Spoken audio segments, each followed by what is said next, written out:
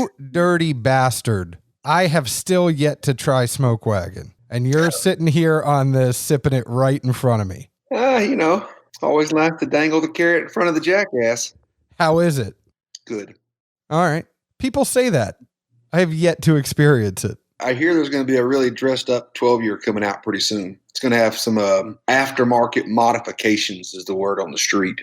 So how are you, my friend? Let's get into the cold open. I'm good, man. I think for once, this is one of those few times where I can punt the ball to you knowing that you're going to give the better delivery than I am. Based on a brief phone call before our Buffalo Trace pick. All I'm going to say is I heard the phone ringing. I was asleep in a different room. I assumed it just rang itself out. However, there apparently was another story involved.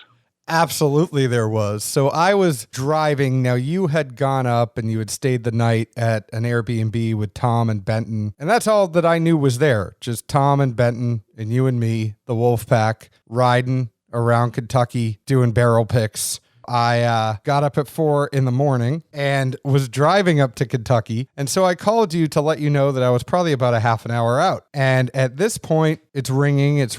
And then a woman picks up the phone and she goes, hello? I didn't say anything for about 20 seconds because I'm like, why is a woman picking up Zeke's phone? I'm like, what the hell happened last night in Kentucky? I'm like, holy crap.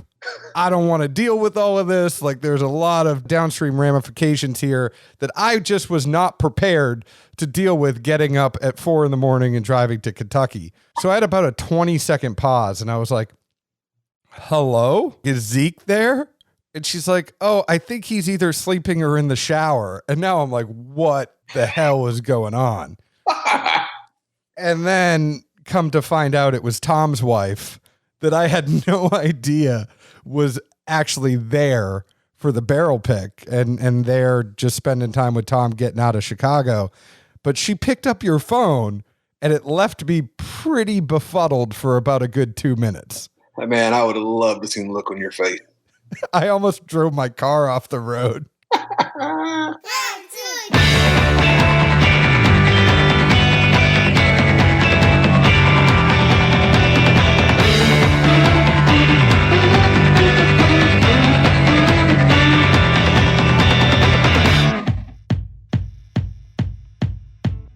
Hello, everyone. My name is John Edwards, and with me, as always, is Zeke Baker, and together we make the Dad's Drinking Bourbon. Wherever you are, whatever time it is, thank you for making us a part of your day. Now, I have to say, before I even let you talk, the other big surprise when I went on the barrel pick is that the mustache is back. A lot of people in the Dad's Drinking Bourbon group have been calling for the mustache for about a year, because it's been about a year since you had it. I will say I really enjoy this one because your other incarnation of the mustache was more like a walrus, and this one is more Doc Holliday. And I think the Doc Holliday suits you much, much better. I'm your Huckleberry. How are you, my friend? I'm good. I'm stashing it out these days, getting strange looks from people everywhere I go. It kind of works. You have a mask on at work. Nobody's going to see it anyway. I know. The only thing I really hate, I can't, pull the Stevie move and drop a mullet in the back end too.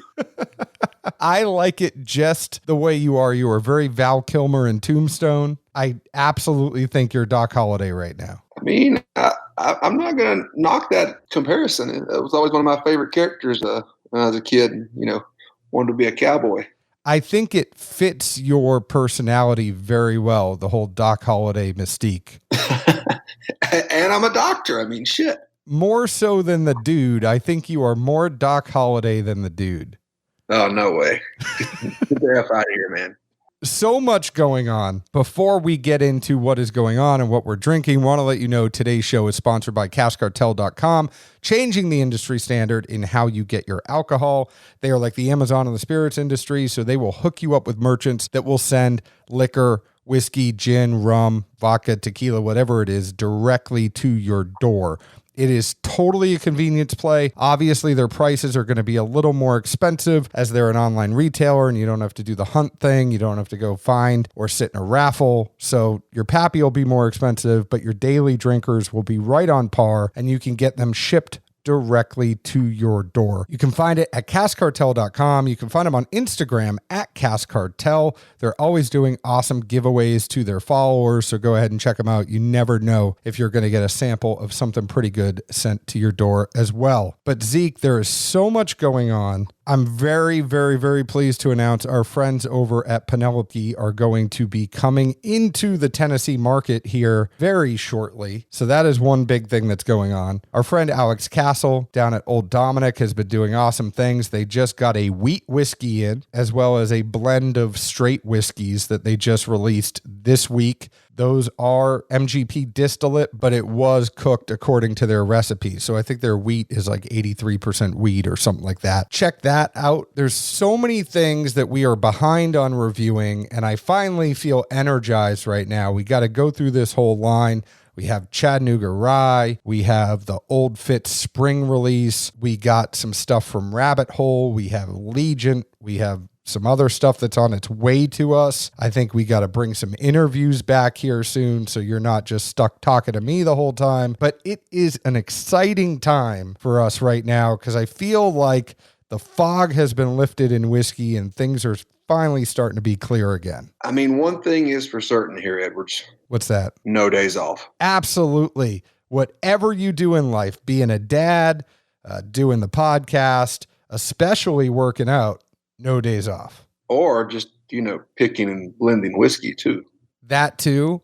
Or you trolling me. I know you are a firm believer of no days off on that. All sorts of things like that. It's a no days off mantra. Those are words to live by. I mean, I think I'm on 5 barrels in the past 4 weeks now. You have been on a roll. You had Bullet. You just did a Maker's Mark yesterday for Elixir Spirits down in Spring Hill, Tennessee. You picked the Buffalo Trace with me. What were the other 2? 3 barrels of Nashville Barrel Co. Rye for 2 private groups. And there might have been something else. So that's 6.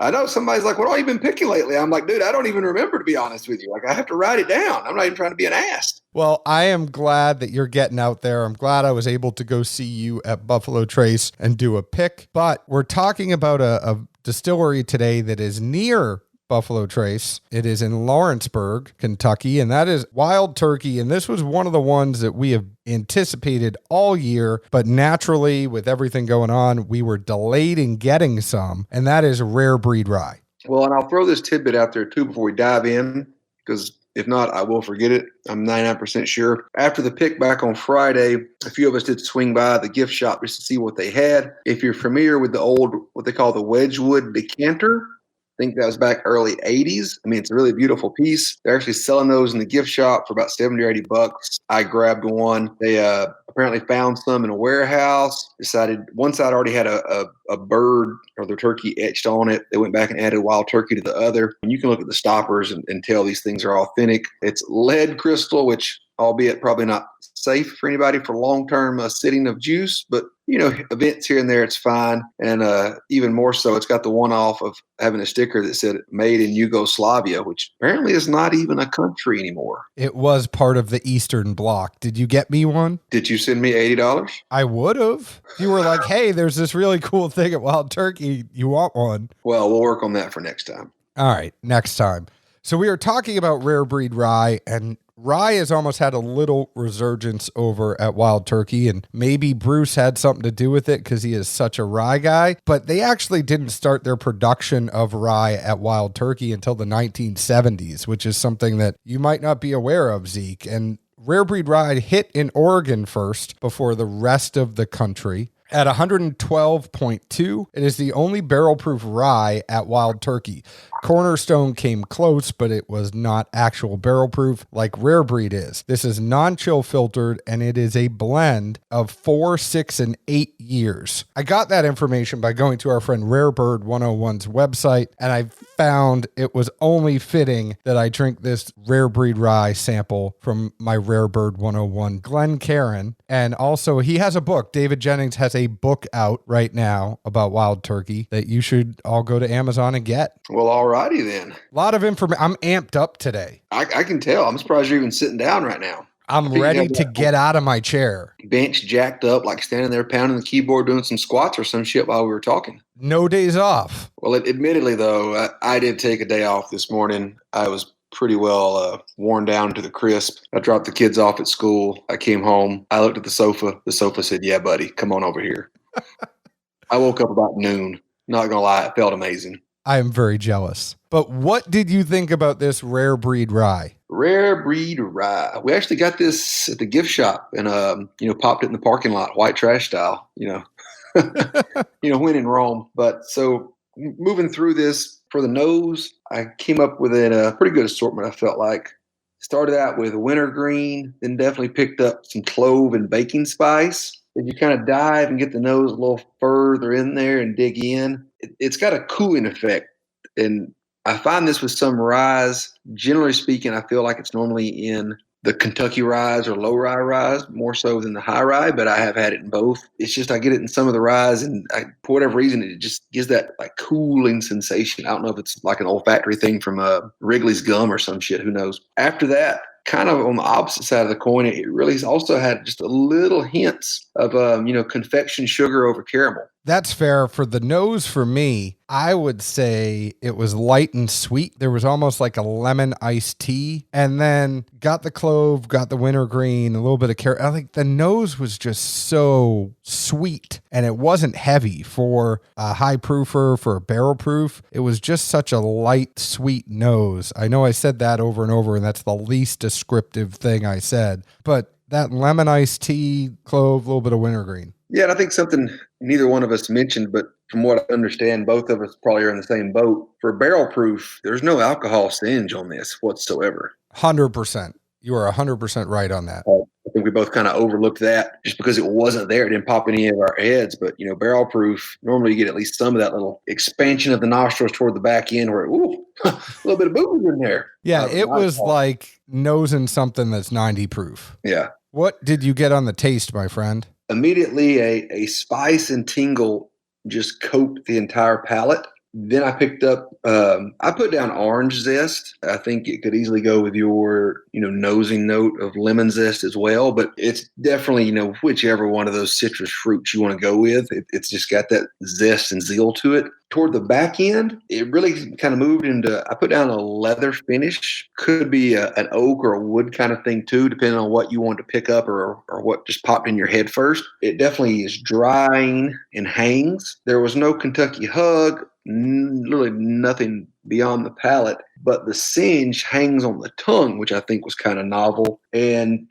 something I noticed, revisiting this a couple of times, it has a dryness to that finish that just pulls you back in, and kind of subconsciously you want to taste more. And I think that's something you and I probably overlook or don't take the time to note when it's there a fair amount of the time, but especially talking to store owners, folks that make and sell the stuff, they're like, no, that's one of those subtle qualities that you don't taste it, but folks notice it. They drink more, they buy more.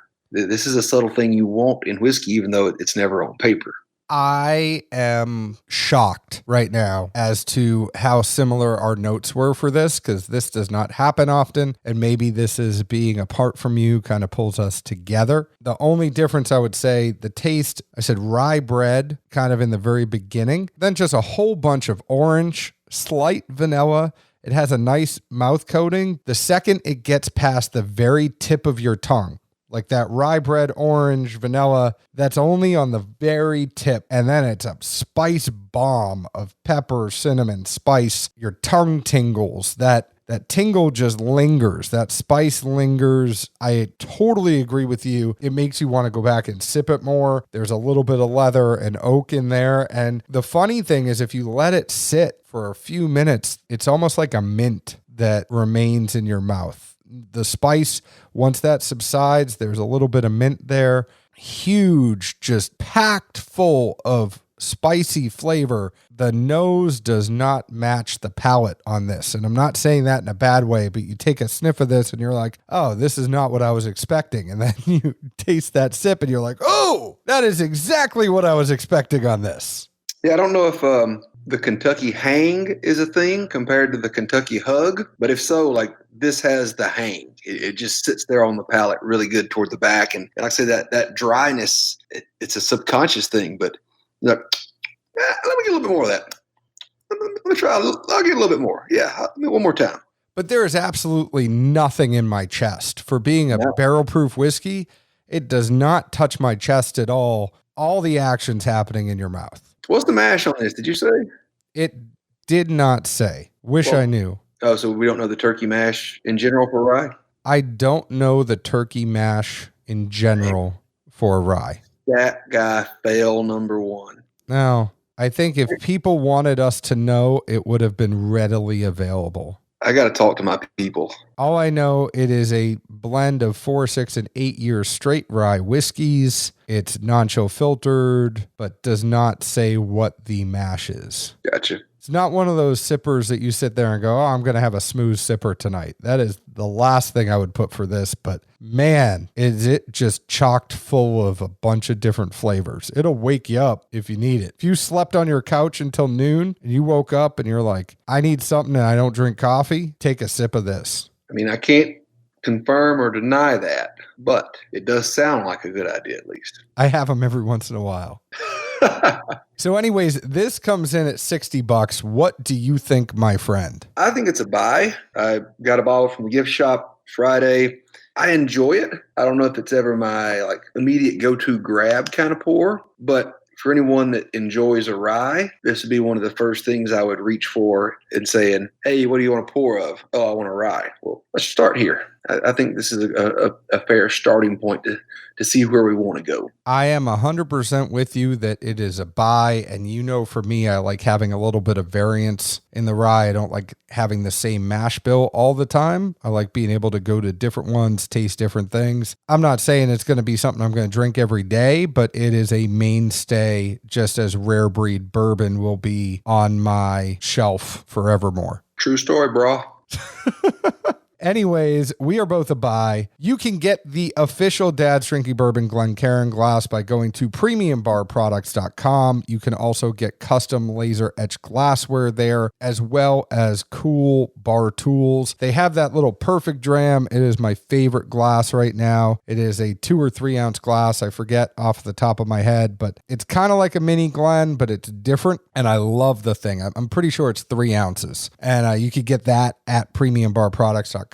If you have a bigger order, if you are a bourbon group or you're a store or you're a distillery and you have more of a wholesale order, reach out to me. I'll get you in touch with them and we can work out something for you that is great prices for awesome laser etched glassware at a wholesale level. But go to premiumbarproducts.com if you want to get something like The Stash is Back written on a Glen for Zeke. You can do that at premiumbarproducts.com. Or we're selling rides for $5. Or This Is Not Cason's Glass. Whatever it is, you could get that at premiumbarproducts.com. Every once in a while, I say something that really gets Zeke. I was laughing at myself.